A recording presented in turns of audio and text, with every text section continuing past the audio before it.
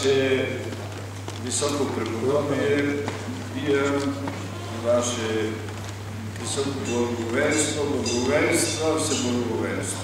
Скъпи брати и сестри,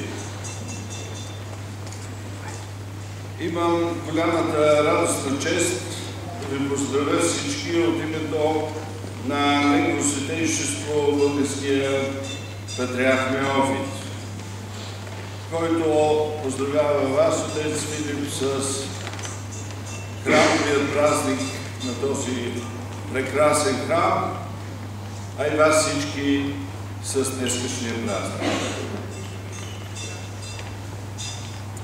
Като дойде български владика, обърква всичките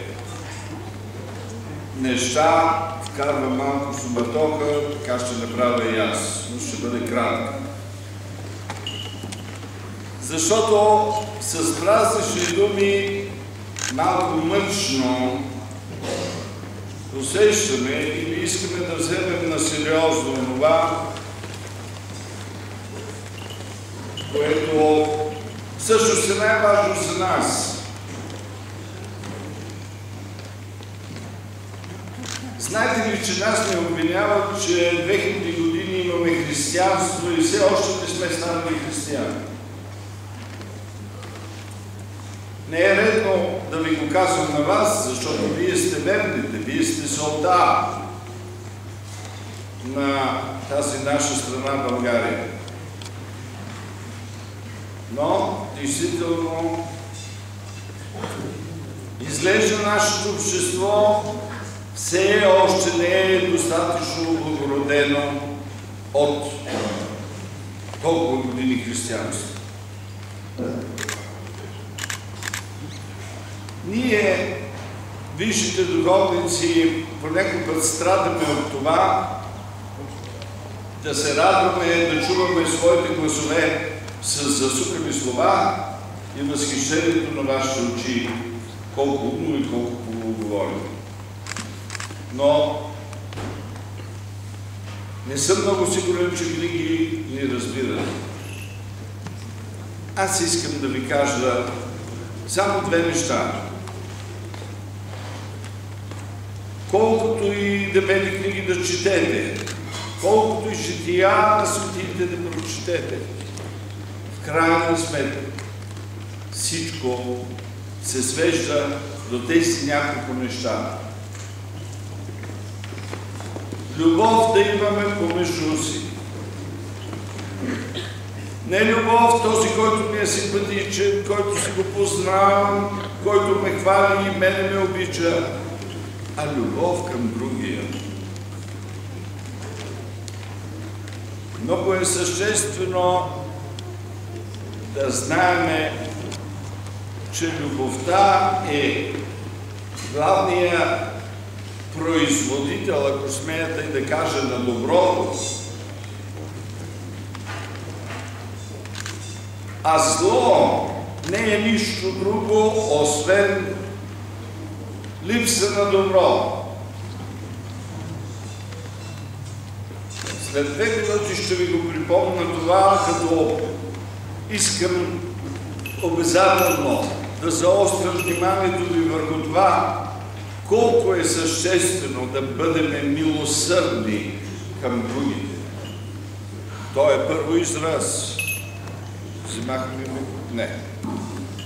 Е израз първо на любов и второ произвеждане. Умножаваме доброто.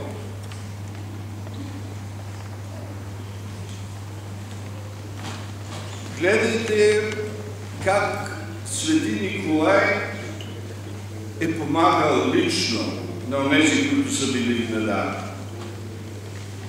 И нека сега не бъдете скандализирани, ако ви кажа, че Светата Църква не е за това тя да прави милосърдието. Тя трябва да е учителката, вашата учителка, да ви учи, да знаете, че милосърдието е един личен дълг на всеки един християнин. Ние трябва да ви подкрепим. ние трябва духовно и както можем да ви подкрепяме да изостите това задължение във вашите души. Има такива, които се втурват да помагат. Има такива, които ги осъждат. А има такива, които нищо не правят. В Светото Писание се казва, и понеже си нито горещ, нито студен, ще те изплюва. Хладък. Знам колко е трудно човек да се замисли, да впрегне волята си,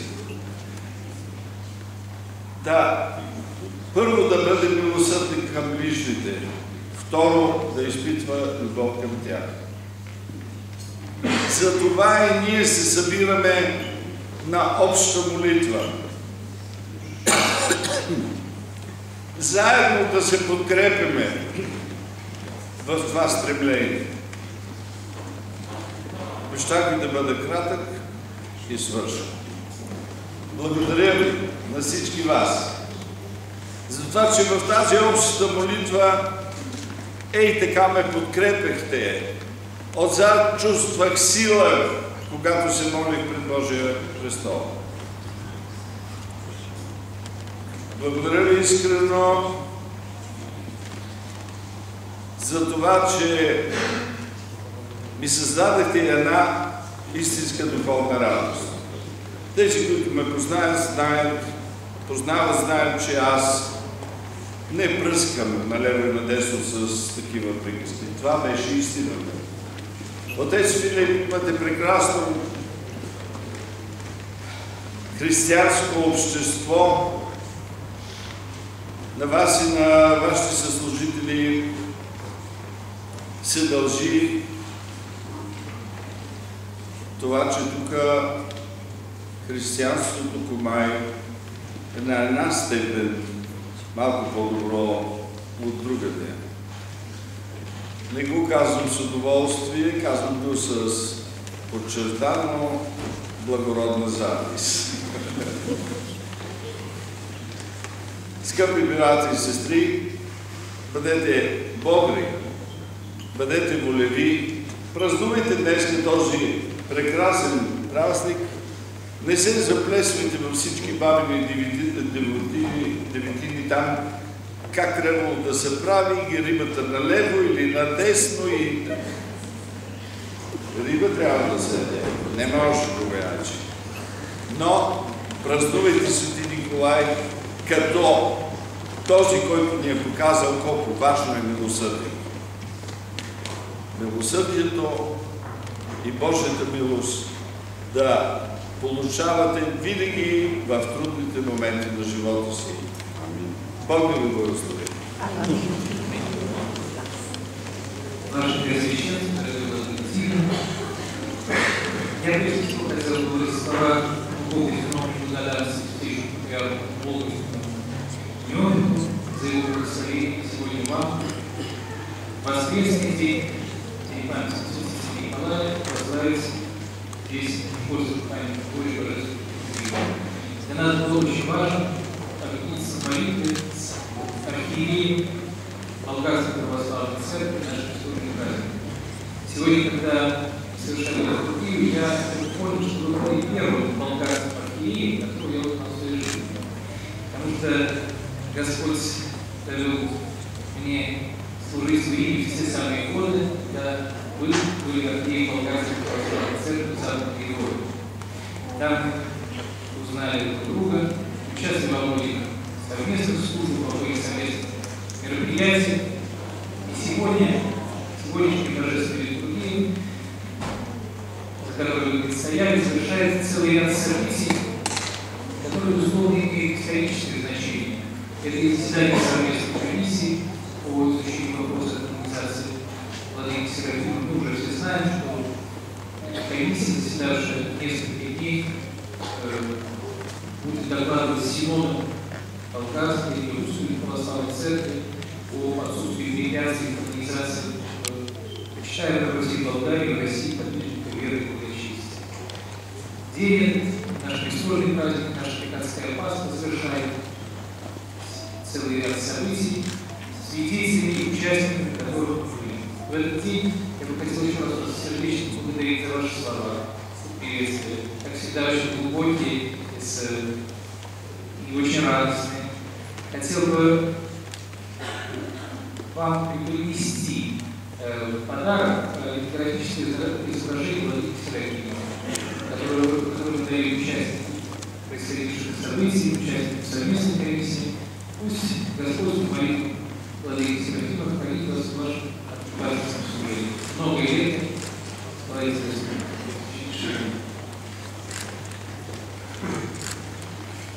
Благодаря сърдечно, Отец.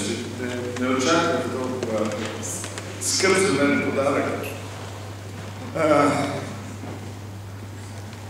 Все още е дядо Серафим. Скоро ще стане свети Серафим и се радвам, че поне този руски светец се посява в България. Да се надяваме, че ще има повече. От дете знам за голямата почет, която се обръщаше от всички софиянци, от всички, които живееха тук. Дано Бог да помогне на всички онези, които не му се покланят, не го славят, дано и Той закриля всички нас. И дано дните на всички ни станат по-добри, така както ние го молим.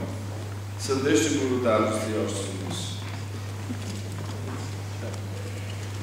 Благоденствено и мирно и житие, здраве же и спасение, и во всем благое поспешение подашь Господи, великому Господину и Отцу нашему Кириллу, патриарху Московскому и сия Руси, и великому Господину и Отцу нашему Неофиту, патриарху Болгарскому, митрополиту Софийскому, и Господину и Отцу нашему Тихону, преосвященному епископу Тивериопольскому, всем празднующим сей праздник сей, високопреподобному Отцу нашему Филиппу, и сохрани их на многое лето.